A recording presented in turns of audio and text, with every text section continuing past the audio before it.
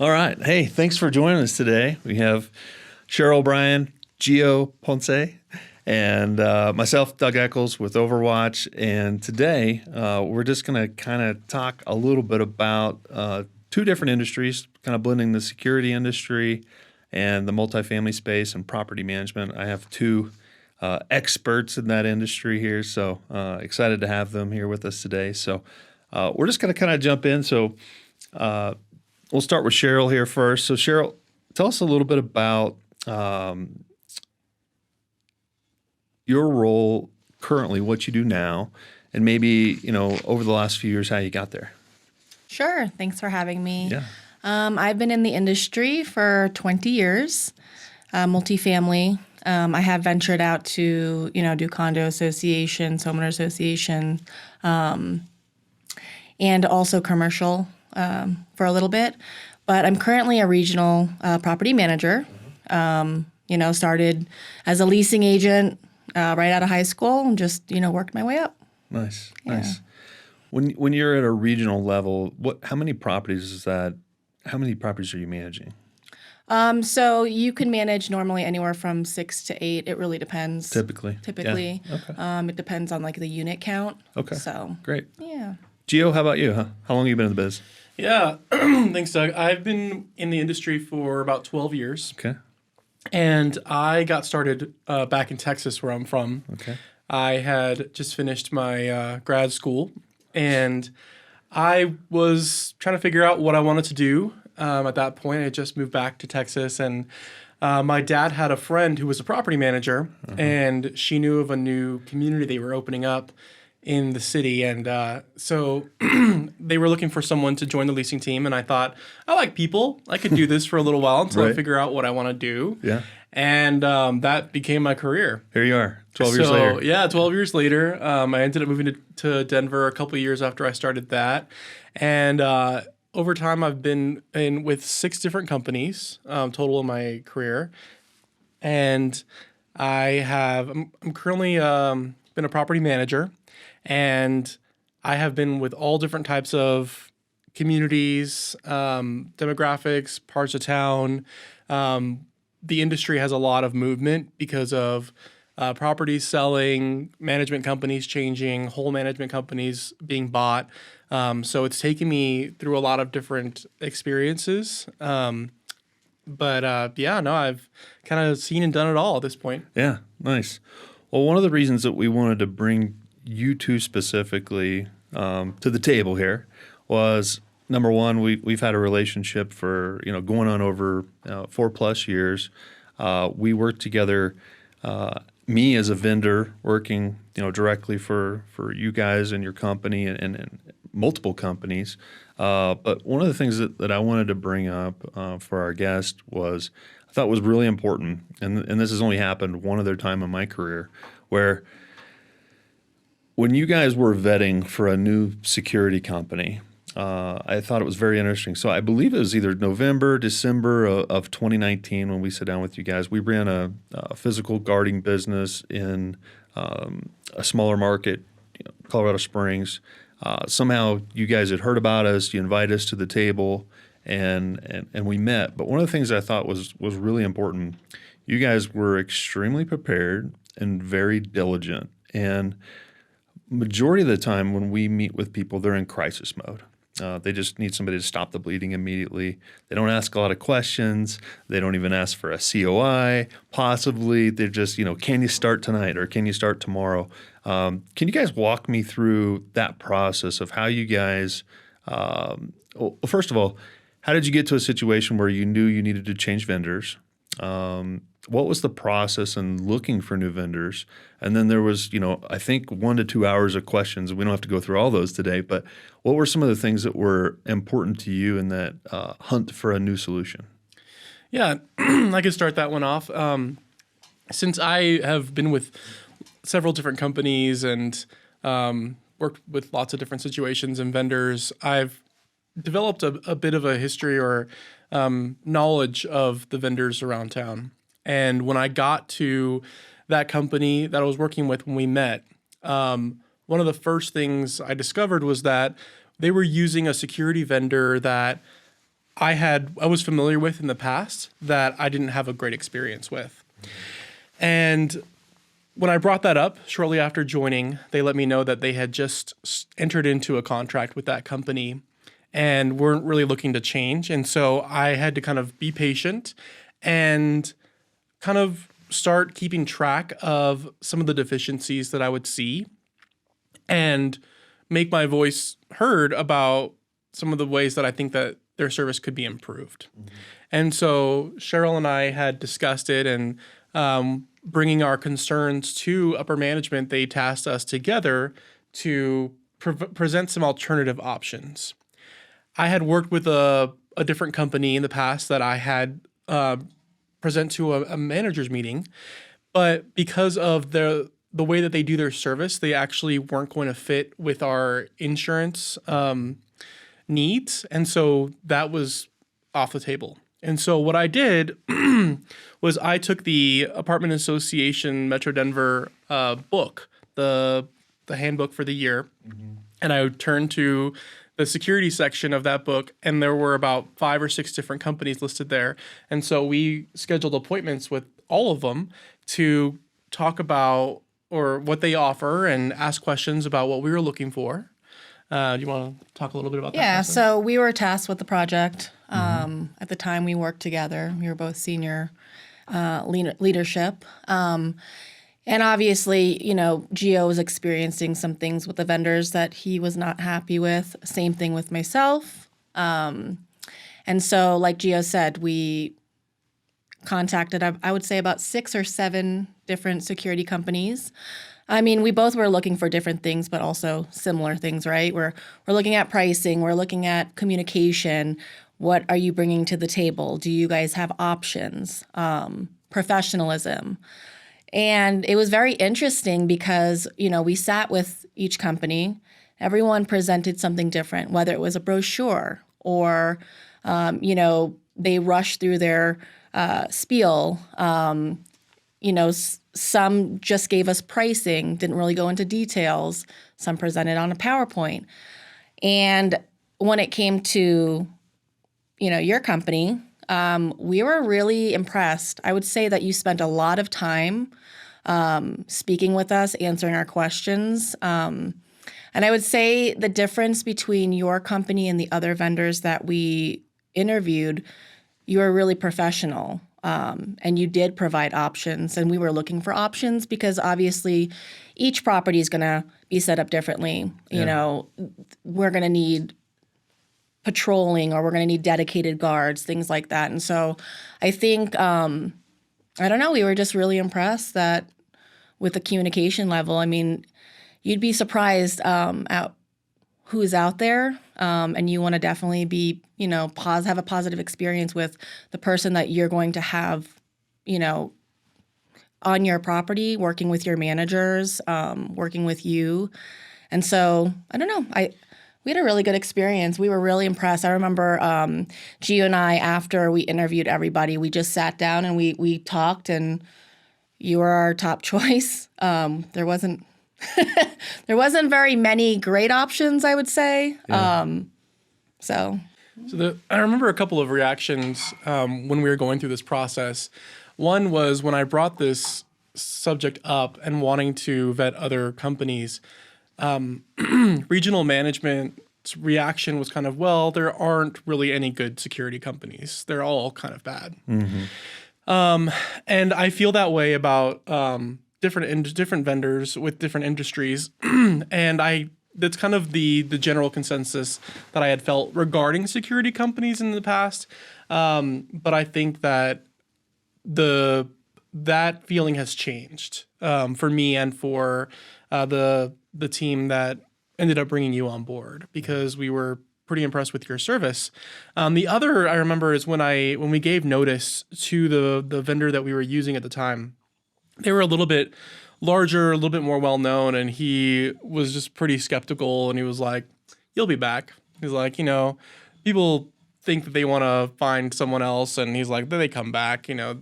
And so just that kind of, I don't know, callous is the right word, but nonchalant attitude was really, indicative of why we didn't stick with that kind of company. It was just a different mindset between yours and theirs, their approach. So you definitely cared more. And the communication, that's like one of the biggest things. If we have a problem, we have to be able to connect right away sometimes. And also what set you apart at the time, I mean, I don't know if companies are doing this now, but you provided daily reporting. Yeah. Which was very, very helpful, especially if there was an issue, that happened the night before, we knew about it the next day. And so, yeah, like Gio said, that's not the first or last time we've experienced getting rid of a company and them either canceling instead of giving the 30-day notice right away or saying, you'll be back. Yeah. But we haven't been back, so. Sure. Yeah. So. Well, that was interesting because of the timing whenever that was happening, November, December of 2019. We didn't know what was on the ledge there with COVID. And it was a huge, undertaking for us being a small company growing into, a mid-sized company where once we did get the nod to start with you guys, I think it was, maybe into December with a May start date, which you would think would be plenty of time, but the world kind of shut down between then and there. And it was, from a growth standpoint for me personally and my team, just some great people that we worked with during that time, everything changed. And I remember what we did is we took on 10 locations, 10 properties. And so it's a pretty large undertaking for us at that time. And so I remember interviewing people for physical security jobs, and we would schedule interviews at our office here in Denver, and no one was showing up. I was like, what are we going to do? This is nuts. And so there was the pivot to Zoom, and so we started hiring directly from Zoom, and then things kind of got wild, I guess you should say, in what COVID did for the business of multifamily. I know there was a lot of it affected different businesses differently, but for us in the physical guarding world was employees became very scarce. Obviously, there's a concern. Everybody has a concern that they're going to die, and so do I want to spend my last few months here working? It's already challenging to find guards because you're working off-peak times, typically after hours, overnights, and so that market just kind of dried up for good people. And so it became, really challenging. So we, did what we always did, which was just kind of double down, push harder, try to find, better people, pay more money, all those different things to be able to attract good people, build a culture and a team. And we were able to do that and had success. But what were some of the things that during that same time frame for you guys when the world kind of shut down in the multifamily world, what were some of the things that you guys experienced that you never thought you'd be dealing with? I'm like, what didn't we experience? Yeah. I mean, we also experienced the same thing, right? Everyone was afraid to come to work. A lot of people were working from home or they quit. So trying to have good quality people, keep them happy. We experienced changes daily with the COVID laws. We experienced, residents who were scared. We had to figure out ways to continue to keep open, the business open, and also protect, the residents and our staff. Cleaning was a challenge too. It's huge. How to hire multiple cleaners and use certain types of products. Also, we saw crime increase and people starting to get a little bit more crazier, more violent. Definitely more aggressive. More aggressive. Yeah. We saw more homeless encampments. It's just a lot of changes and challenges that we did have to work through. So yeah. I think besides all the physical changes, because there were a lot with distancing and masking and that kind of thing, it was a mindset change in the culture. And it was partly felt in, people deciding where they wanted to work and, how they wanted to spend their time. Mm-hmm. But there was definitely a marked shift in resident satisfaction and employee satisfaction going forward.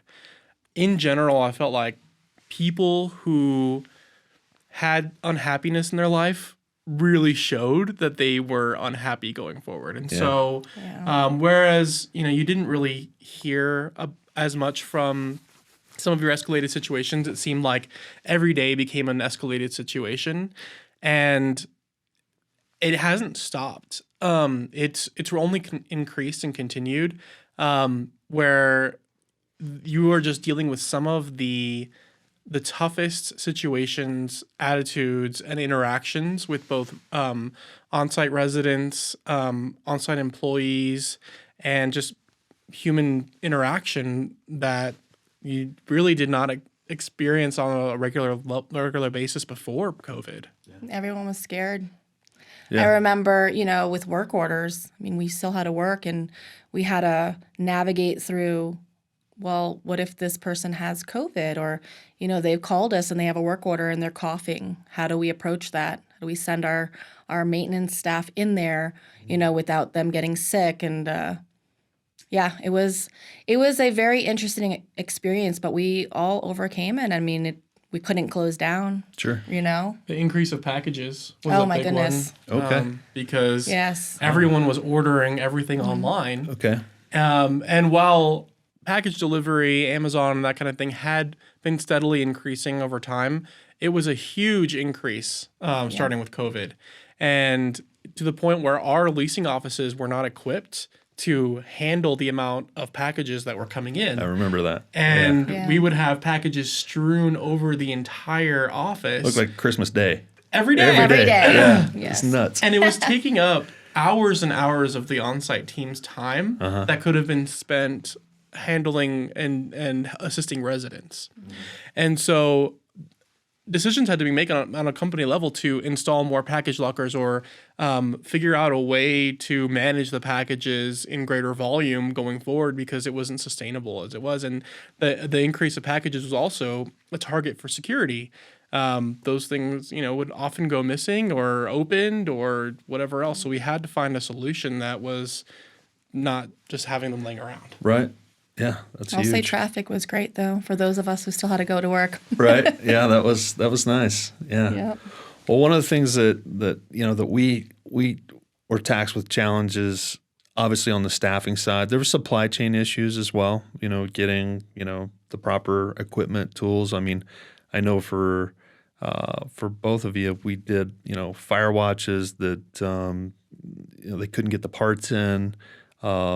Everything from bathroom supplies was a challenge to get all these things in. But during that time, it was also kind of neat. I think and I think I value your guys' relationship, and I think the feeling is mutual in the fact that when we were going through an extremely challenging time in our industry, there were a few people that just stepped up, and got things done. And so I think that's huge. I think another point is to make note is you guys work in Class A real estate, really nice properties. So huge properties. I mean,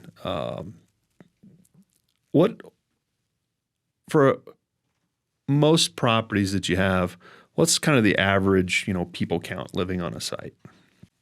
It varies, honestly. I mean, you can have a property with 26 units. You can have one with over 600 units. I mean, I've worked on all different styles and sizes, garden styles, high-rise, mid-rise, some that have retail. I've worked at 126 units, all the way to over 600 units. So it's hard to So say there what the potentially average could be is. thousands of people living on that property. Thousands of people Yeah. living on the property. Yep. Yep. Because you have, studios, 1 bedrooms, 2 bedrooms, and so on. So Yeah. How does that feel when you're going through a crisis like that? Do you feel somewhat responsible for those people? absolutely.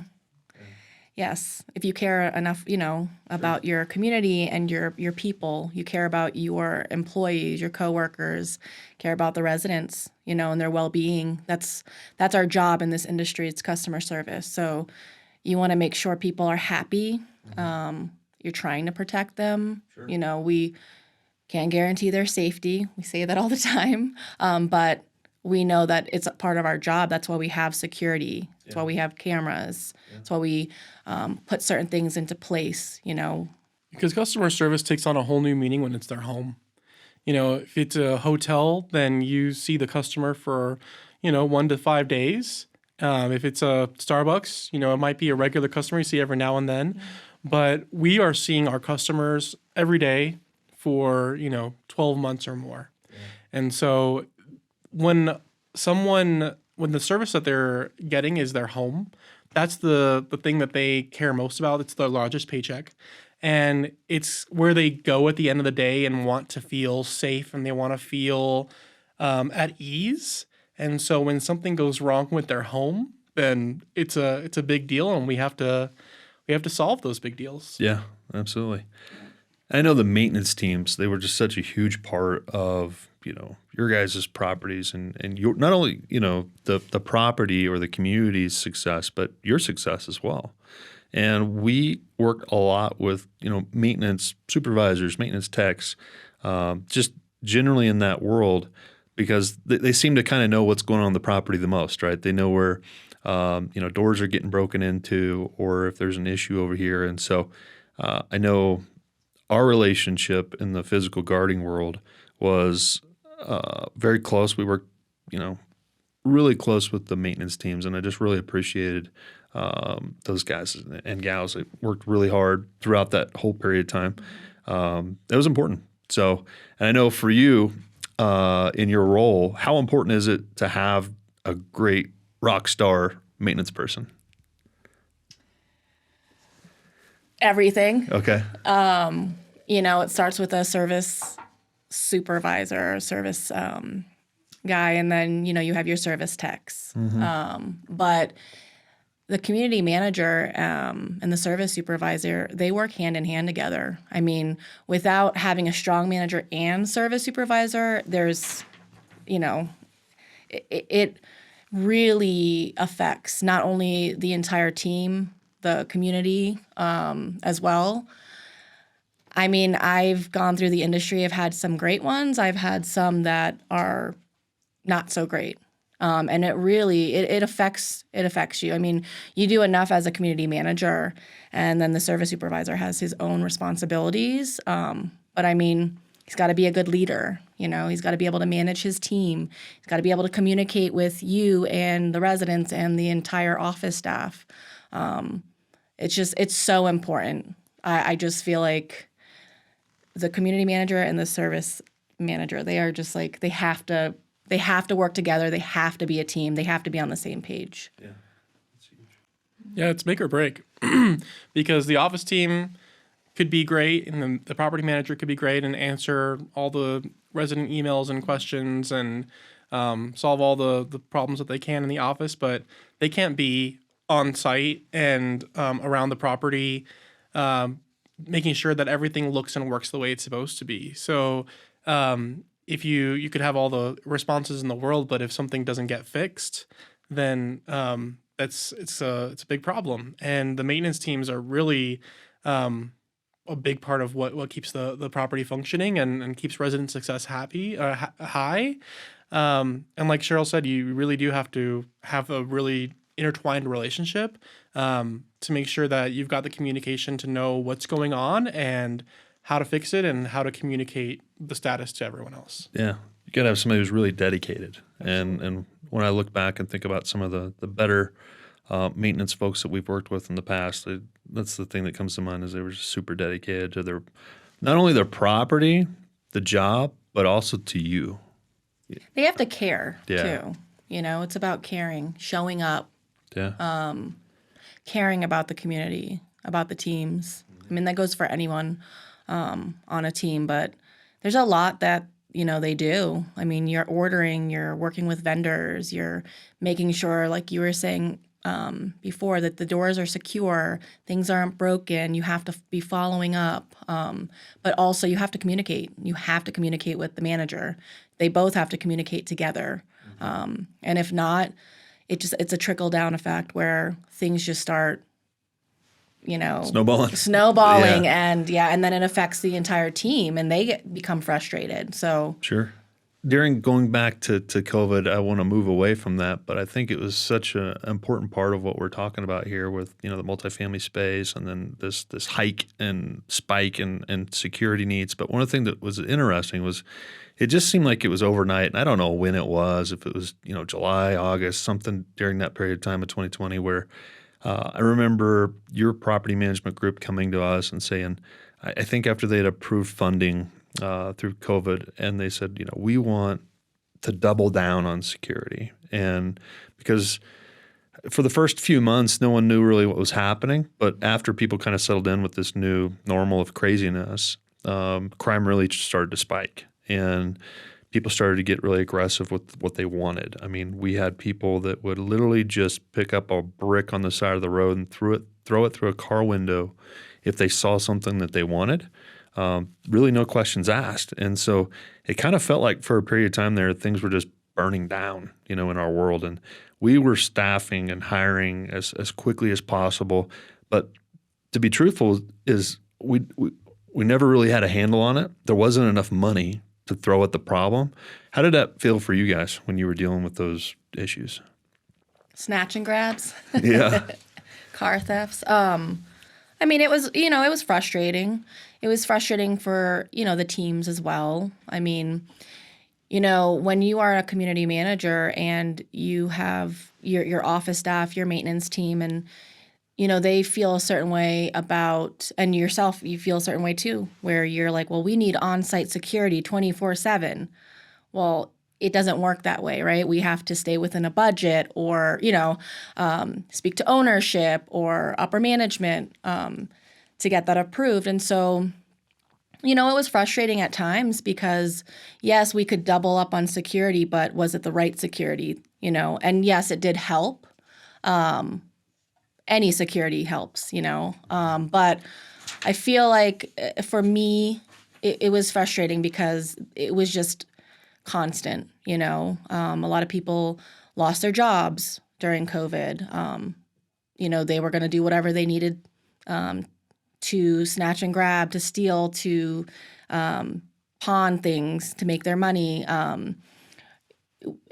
The homeless, they were becoming more aggressive, more homeless camps. We were seeing residents, they were more upset, because here we have a homeless camp at one of our properties and there was nothing that we can do to get rid of them. So, in a perfect world, we would have 24/7 on-site dedicated security. I feel like what we did have was better than nothing. But I would have loved to see more security at the time. But even dedicated security doesn't solve everything. No, it doesn't. And I think one way that we felt during that time was helpless. Yeah.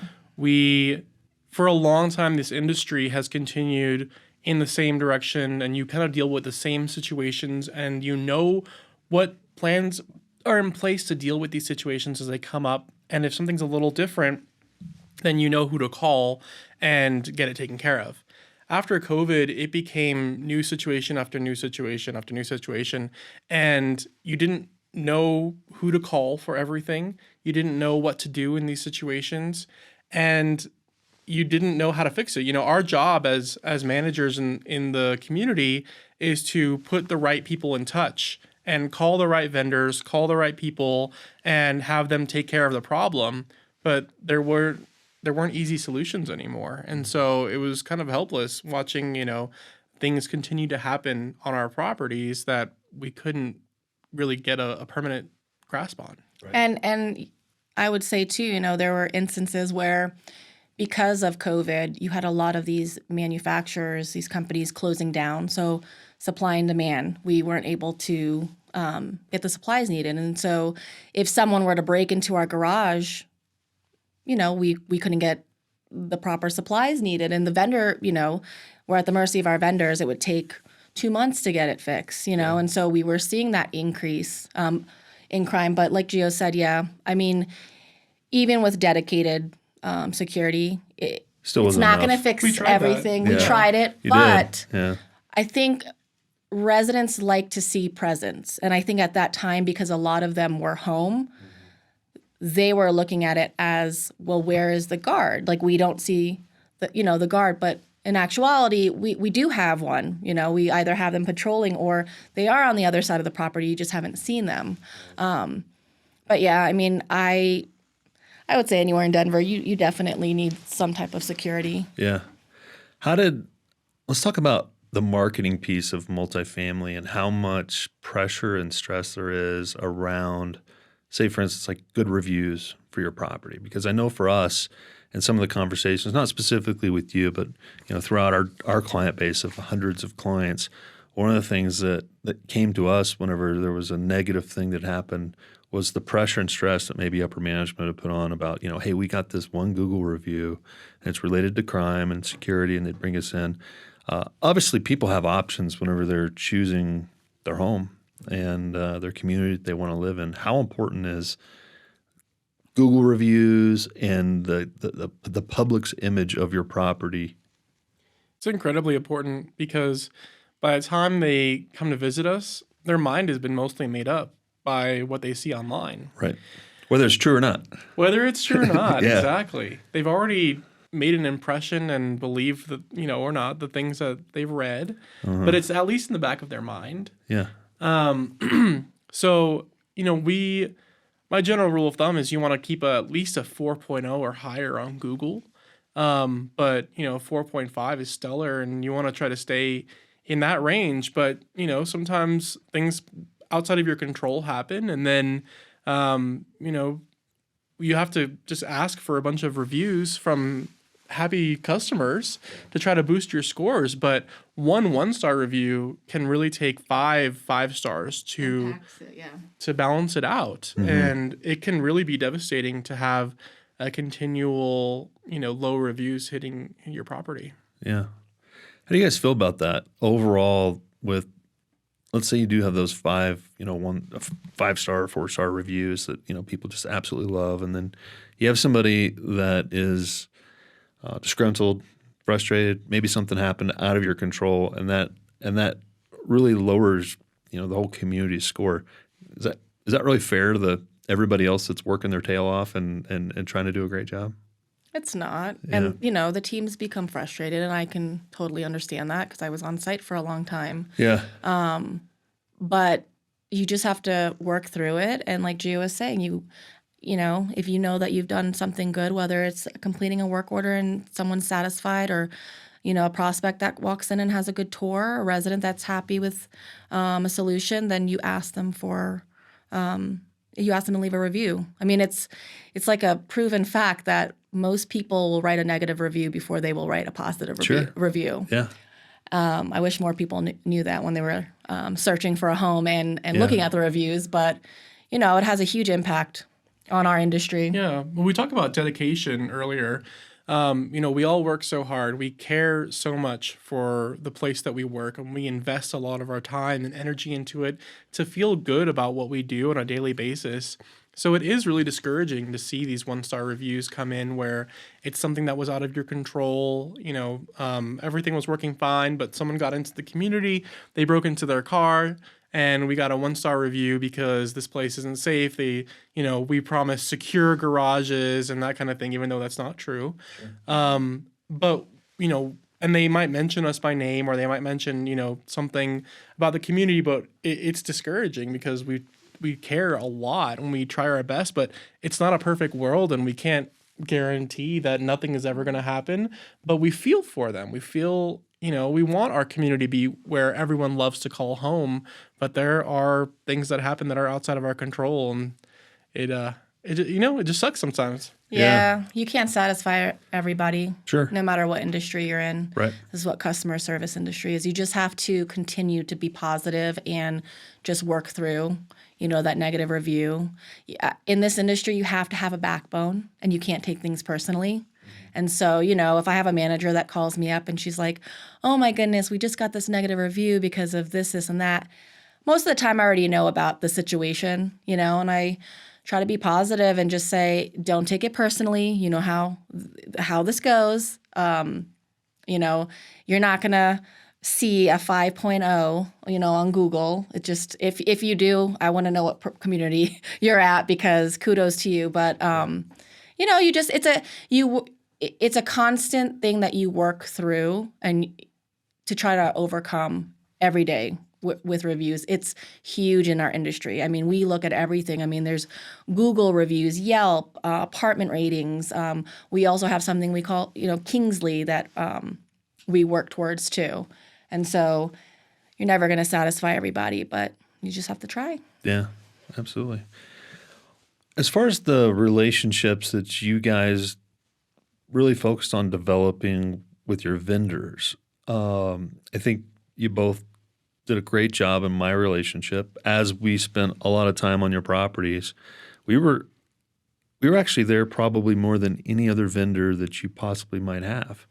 So we got to know the gardening team. We got to know the pool team, any kind of door people, anything like that. And so just kind of building relationships with them. But Cheryl, I think in your role, I think you've done a really good job of establishing relationships with vendors and treating them fairly. I can share with you, as a business owner for 25 years, I've had relationships that are not healthy in that capacity. And when it comes time to solve a problem or help somebody, you're always going to work with somebody who you like, you trust, and you know that they have their best interests. And so can you guys chat just real quick about the vendors and the relationships that you have with them on your communities?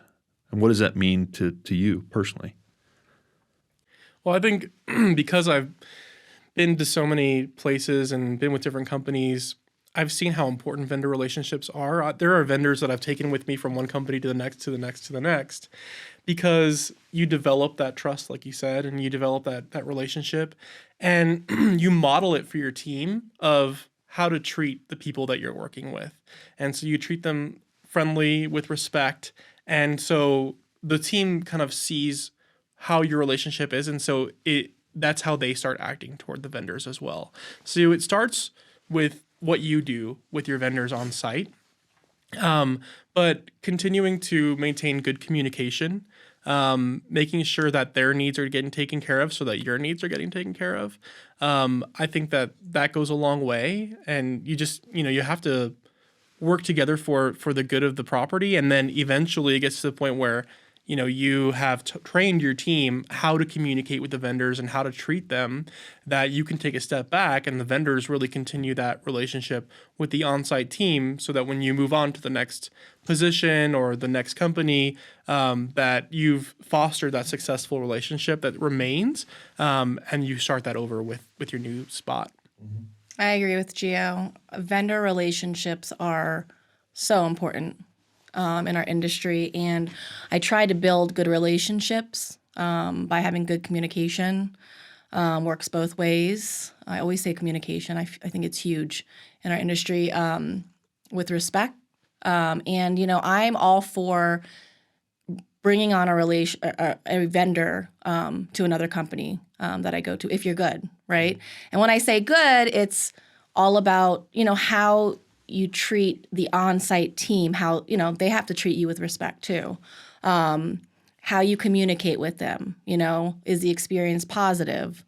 And I've got a handful of vendors that I have recommended, referred, because I have built that relationship, and I do feel like, if I need something, I can reach out and you'll get back to me right away. And that's one of the reasons why I worked with you at my previous company, and now I'm working with you again. I mean, I think I feel like having a really good vendor is one of the most important things outside of having a good team. And so, yeah, I definitely agree with what Gio said, and yeah, I love working with you guys. Honestly, I definitely do. And I do recommend you guys to other people that we know in the industry too. I feel like everyone should have a good experience with a good vendor that you've used. I've had bad experiences in the past with some vendors, and obviously we don't use them again, and we don't bash them, but we just don't recommend them. And word of mouth is huge, right? It is. Having a good experience is huge. Yeah, to speak on our side of the vendor side for us, and my relationship, in the security industry, and what you two both have done for our business is huge. And so, if there's any vendors out there that are paying attention, and from an ROI standpoint, in my opinion, there's nothing more you could put your focus on than taking care of the property, the community manager, the regional manager, the team. And that just doesn't mean, following up with an email, but it's, for a vendor, an owner or an operations manager actually going out to the site and visiting people, finding out. Checking in, yeah. Yeah, checking out what's the heartbeat of the property. Are people happy? Those kinds of things they're so important. But, you two specifically, there's been a few others here in this market that have helped us, grow substantially, and thank you for that. I used to tell my team, if Cheryl or Gio calls, when they say jump, you say how high. So I love that. Solve the problem. Whatever it is, we'll take care of them. And Calvin over at Scout, if you were to call him at 2:00 in the morning, he'd come help you change a tire. I mean, it's just I think important. that's one of the important things too, is you have always made yourself available. If it's an emergency, I mean, we look at things like that, right? We have several emergencies, Sure. whether it's Crises. yeah, all different types of vendors we may need to use. But I think you've been able to solve, a lot of our problems and come out right away and help us, which is huge.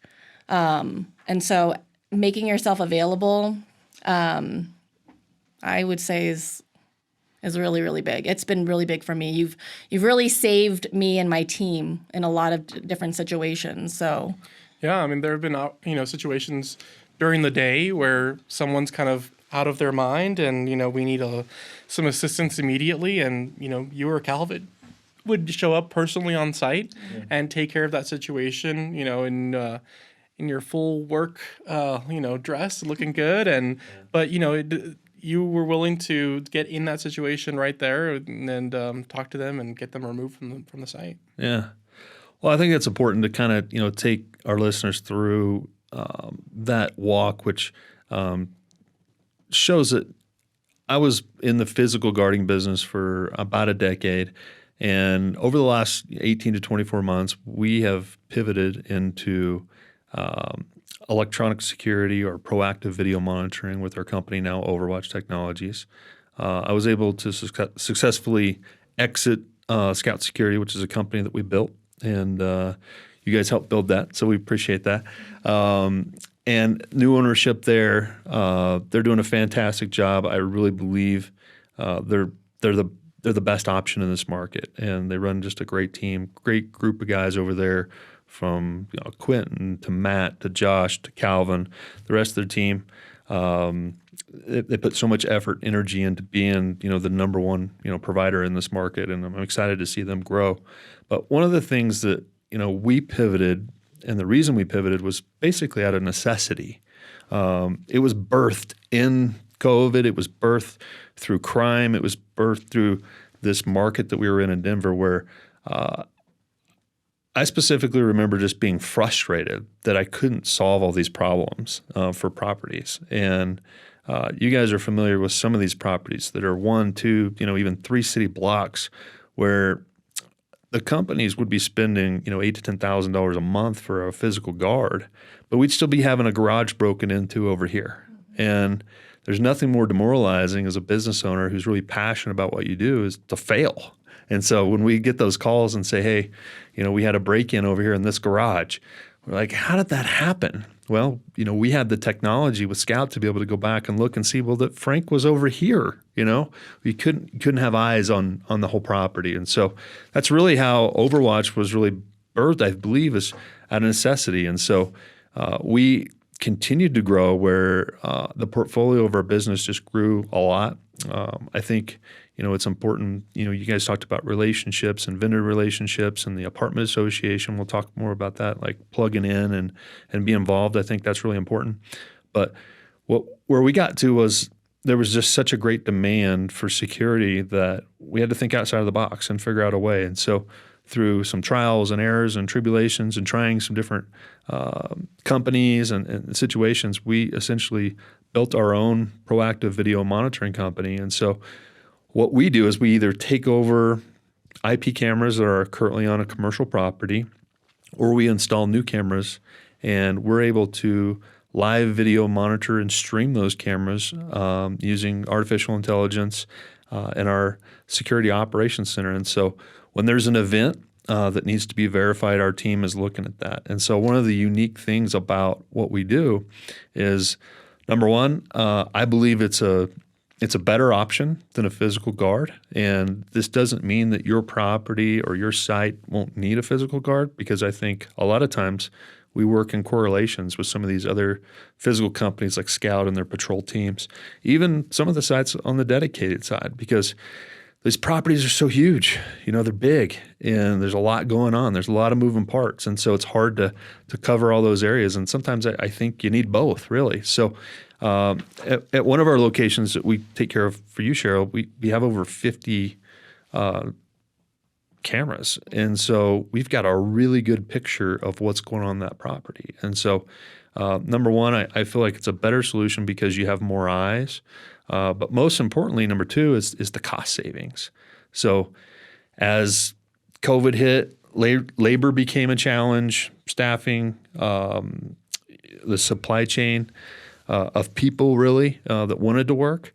What happened was wages just went through the roof. And so we were at a point, several times where we'd mark up wages 20, 30%, and we still wouldn't even have people show up for interviews, and so it was like, what are we going to do? And so once again, the electronic security, proactive video monitoring became something that we had to really start taking a serious look at and say, how are we going to solve this problem? And so we've been able to do that. We're having some success in that market. Things are going really well.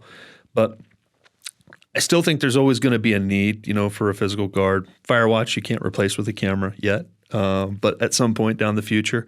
But when we got to where we were paying, our guards $20, sometimes even, $30 an hour, which means we've got to bill the customer, $50, $60, $70 an hour, it made these invoices just bananas. And so when you guys were having conversations with your upper management about security just skyrocketing, what did that feel like? Do you want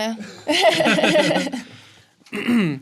So you're between a rock and a hard place because you need the security and you need to do what you can to protect the community, but then you also have to report to your ownership and you have to report financial success with your budget. You can't just blow it all in one category. Sure. And so there were times when the decision was taken out of our hands and security budget was slashed.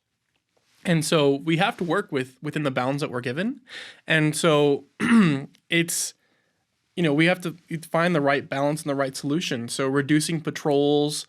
But I think that bringing along video monitoring helps kind of fill that gap and meet in the middle. I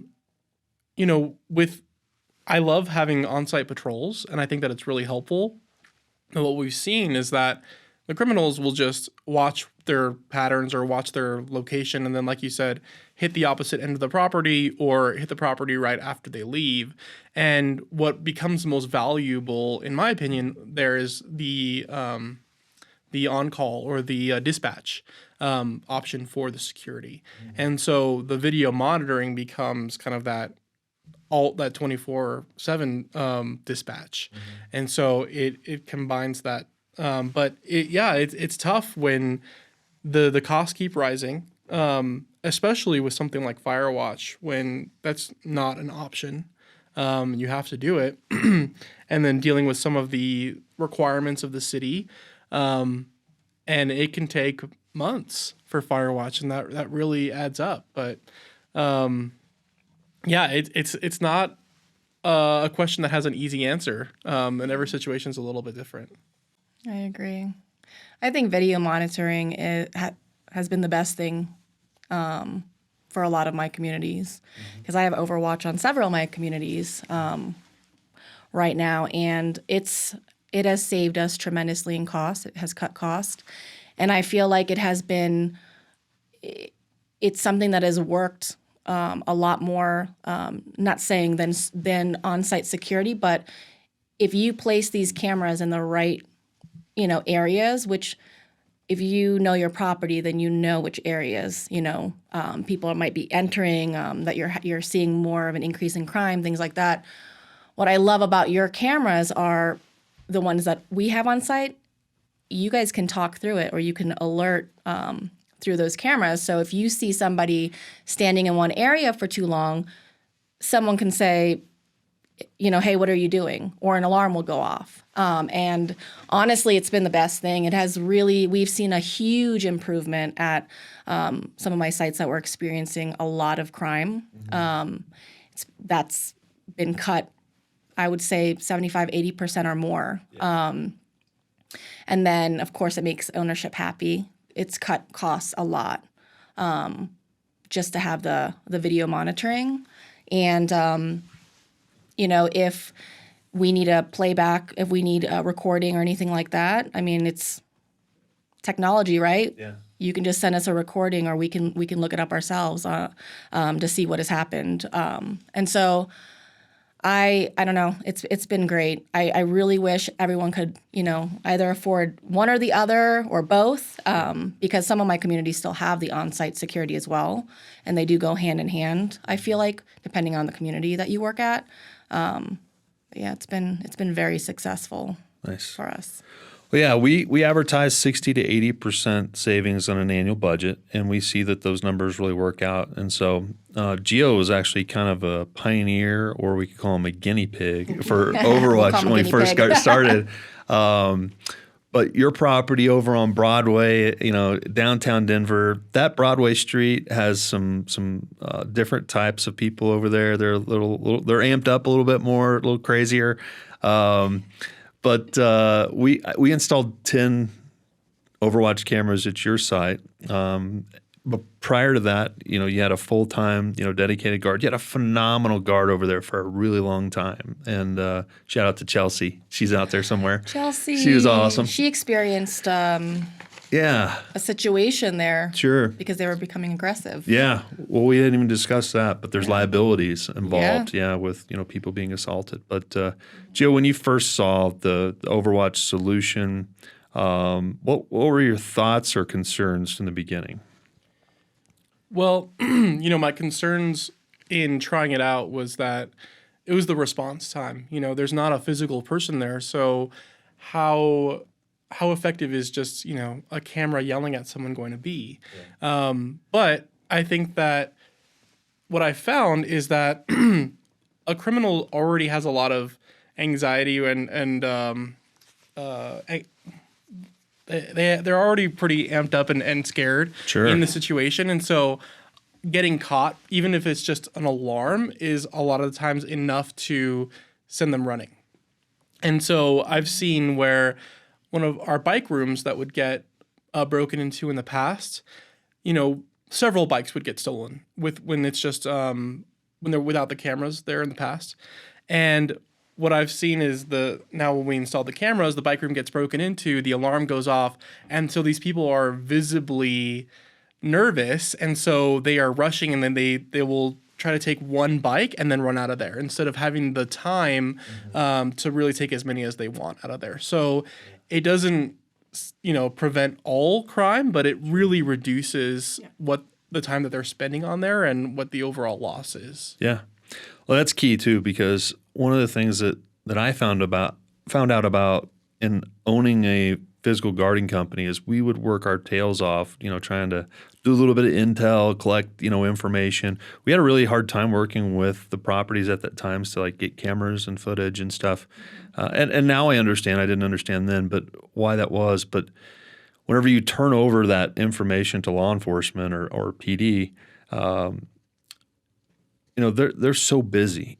They're so short-staffed that a lot of times what we would hear was, we'll get right on that, right? Which meant that nothing was probably happening. And we understood because they're dealing with level 1 issues. I mean, they're dealing with burglaries, they're dealing with homicides, they're dealing with traffic accidents, life-threatening type stuff.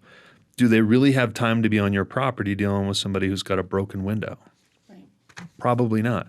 But as a resident that's paying a lot of money to live on that property, you feel violated, when your car gets broken into or things get stolen. And so it's a tough thing. And so physical security and private security became what used to be ancillary or additional, really became a priority. Like most properties, and we had, city officials in COVID telling these property managers or asset owners to say, hey, you're going to have to protect your own property. Like, we're not going to be there for you. So with Overwatch, one of the unique things about what we can do is actually deter the crime from happening, which is everything. So like you said, Cheryl, if we can get 80, 90% crime reduction, that's huge, because who knows if the event takes place and it happens, are they going to track down the person? Are they going to find them? What's that going to look like? I think for most people, they don't have a lot of confidence in their things being recovered. So it's frustrating. But if we can reduce it from happening, and we have, if you go to our website, our incident videos, there's hundreds of them showing crimes that have actually been deterred from happening. One of the things that's unique and it's unfortunate is that we can't take credit for everything positive that we did, because we don't know what happened. Because if somebody has malicious intent and they show up on your property and all of a sudden they see red and blue flashing lights, or they hear an agent speaking through the cameras, 9 times out of 10, they're out of there. They're gone. And so I think it was funny. I think, Cheryl, when you were at that same property on Broadway, your maintenance supervisor, operations guy, Mark, who's phenomenal. I remember after we installed the cameras, and he actually had his phone out when I pulled up, and he said, "Doug, this is the greatest thing I've ever seen," because we had a really loud 110 decibel speaker, and someone had came down to the bottom of that garage, and they had criminal intent. And when our agents set off that siren, the gal that was committing the act, she literally almost had a heart attack, and she flipped out, turned around, and ran back out. And so that was exciting. So that was fun. Yeah, we I've seen the videos at some of my properties where your cameras have alerted and people run. It's a natural reaction. Sure. You hear something and you're going to run. Just like Gio said, right? They're scared. They're already going in there. They've got anxiety. They don't want to get caught. And Yeah. the cameras have been great. Well, great. Well, one of the things we like to point out too is that, is this going to stop all crime? Absolutely not. Right. Yeah. For that 2% of premeditated crime that people are going to commit, like, they're breaking into, Gio's bike room. They already know, hey, I'm leaving, I'm getting some bikes, whatever. But when there's a 110 decibel siren going off and there's lights, blue and red going off, blaring in their head, it creates a little bit of panic for them. Sometimes they do things sloppy, or they make mistakes, or, a lot of times they'll just get to a place where they're so panicked and frustrated, they'll just quit, and they'll just run out and they'll just leave. And so, it's a good thing to put a little pressure on them in that capacity. But, is it going to stop everything? Absolutely not, But what we've seen in some of our auto sites and collision centers is those same numbers of 60 to 80% cost savings on an annual budget. And then we're looking at over 100% cost savings just in assets on one of our collision centers that had over $1 million in losses the previous year. This last year had less than $100,000 in actual losses. And so Wow. That's huge. That is huge. It's big. So, well, let's kind of start wrapping this up. We're back to multifamily. Obviously, you guys have, Cheryl, 20 years, 13 years, Gio. For people that are brand new, that are coming into the business, maybe 1 to 2 years in their career, looking at you guys as, wily veterans here, Cheryl, what are 3 tips that you would give a brand new person that's getting into the multifamily space? I guess I'd have to say this industry is not easy. And you either love it or you hate it. There's no in between. I always say that. Yeah. I love it. Been in it for a long time. But you have to have a backbone, I would say, number one, because there's just so many challenges that you'll have to overcome. I mean, it's a very rewarding industry and career. I work for a great company. I have great leadership, but everyone that goes in, I mean, it's tough. You're going to deal with something different every single day. Things will be similar, but it'll be different. And so you have to have a backbone. You have to know you're going to get yelled at sometimes, and you can't take things personally. I would say, as you are in the business for at least a year and you understand your role, always look for things, be proactive, right? And not reactive. It'll make your job a lot easier. And let me see. I would say definitely you can advance your career. Be open to learning and understanding the business, because you could definitely grow, with the industry. The industry is huge. And it's really been great to me. I've met great people. I've learned so much. It could lead you to staying within the industry or venturing out, but there's just so many doors that'll open for you. But yeah, I don't even know if those were three things. I like to ramble on, right. so Good. I don't even know. Like, there's just so many things that you have to learn Yeah. and understand with the industry. One of the things I like, I've been servicing this multifamily industry for 10 years now, but one of the things I love to see is I've seen people actually start as a leasing agent, and I've seen them as a property manager and actually moving up, the process. And so there's a clear path, for people to have success if they come in and actually do a great job and be, a little different. Just in my short time of servicing as a vendor, I've seen people, over a 10-year period of time where they're managing, hundreds of people now. They're making six figures. They're kicking butt, in the world's terms of. So I think it's it's a great opportunity for the right person. It is. You have to be nice and empathetic. We're in a customer service industry. Not everyone's going to be happy. This is their home. This is where they want to feel safe, and people are going to be angry sometimes. You just be nice, right? The world needs more people that are nice to them. Someone's probably just having a bad day and they want to yell at you, and just listen. There's just so many things that I would tell someone brand new in the industry, and I do. I don't sugarcoat things. I think it's important to be upfront and honest to people, but it's a challenging industry, but it's very rewarding. If you are working with the right company, you have the right leadership in place. Sure.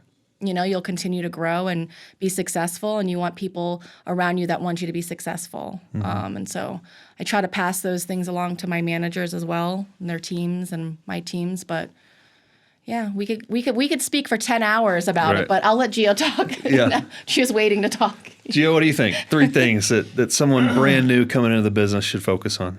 I think number one is, my personal motto is, do what you need to do to get where you want to get.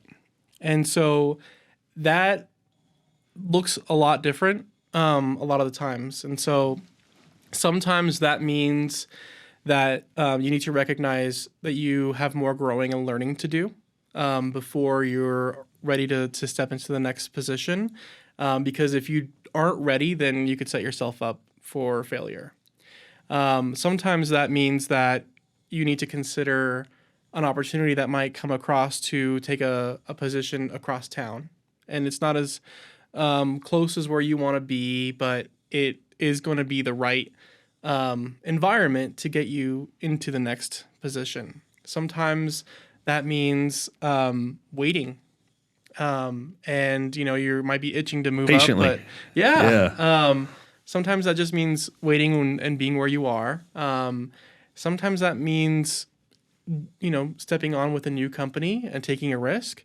And sometimes that means taking a break and stepping back and doing what's best for yourself, so that you are in the right position to be successful at your next spot. So that's number one, is just, it's not always going to look the same for everyone. And it really means knowing and figuring out the right next step for yourself. But number two, my philosophy is that in order to get to the next position, you have to be able to do the next position in your current position. So not only do you have to master your current role, but before you're ready to step into that next role, you have to know the basics, ins and outs for that, so you can just walk into that role.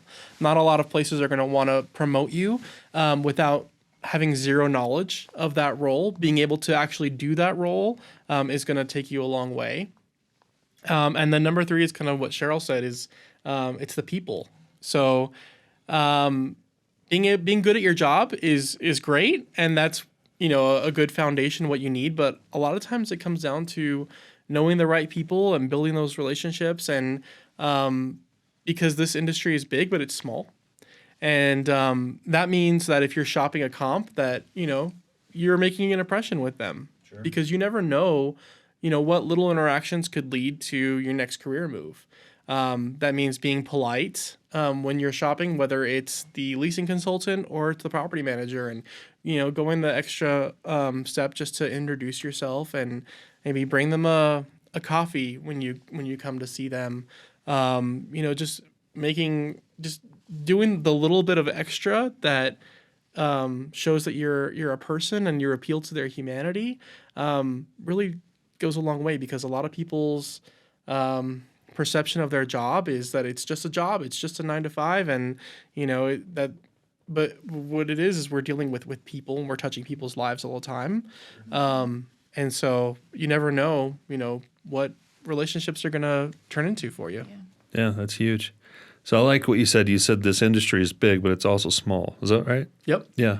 And so I think that's huge. I mean, we had a situation just, a week or two ago, and where it wasn't even my business or us as a vendor, but somebody had said, we're thinking about switching to this other company. I was like, you need to call Cheryl. Like, that's a no deal. Like, don't do that. Like, you need to call her. And so you guys, people at the top, everybody communicates. So as a vendor, pay attention, take care of people, do the right things.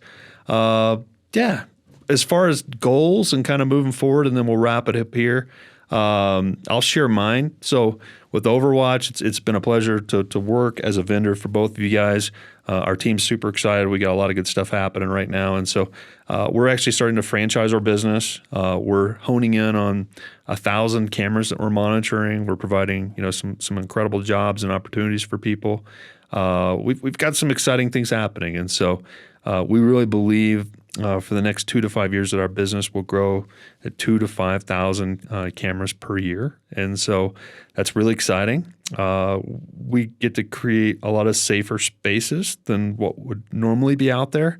But we also, for the property manager, the asset manager, we make people's lives easier, and that excites us. And so there's a lot of opportunity there. And that's where, for the next 2 to 5 years for us is. Cheryl, what's the next couple of years look like for you? Well, I'd like to retire. That's good. No, I mean, I love this industry. Like I said, you have to have a backbone. It's not an easy industry. But I would say I'd see myself, growing in my role, continuing to learn my role. And who knows, maybe move up to the next level of being a director, or, like Gio said, the industry is huge, but it's small. Sometimes it's not what you know, it's who you know. Maybe there's a better opportunity out there. But like I said, I love my company. I love my director, who's great. And so, just take it one day at a time, and just continue to try to learn and excel in this industry. So that's great. Yeah. Gio? I think Cheryl and I are very alike in that we are always willing to consider any opportunity. And so it could look different, but I'm in a position where I I can consider different things, whether it's going to be on the vendor side or continuing in the property management route. I'm a person who wants to accomplish and achieve the most that I can do. If there is a ladder on the way up, I want to hit the top. I want to. I've always been a person who wants to, achieve the best and get number one. And I'm very competitive. And so if I see that other people, are achieving things, I want to achieve even more than they do. And so that's what gets me going. So I do see myself becoming a regional property manager after this, and then continuing on up as a VP or a director, and continuing to be in greater leadership. I'm a person who likes to lead and guide other people. And so that's something that I'm passionate about. And so wanting to expand the reach that I have and help, grow a wider group of people. Gio and I are good friends, actually. Yeah. And so, lost my only friend. But our other goal is to buy into the franchise. Right. There you go. That's really exciting. Yeah. It is. That makes me very happy for you. Well, that's fun. Well, guys, let's wrap it up. I appreciate you guys. Thank you so much. We got 2 industry leaders here, and wish you guys all the success, and thank you for everything thus far. Excited Thanks, to Doug. be here. All Thank right. you. Thank you.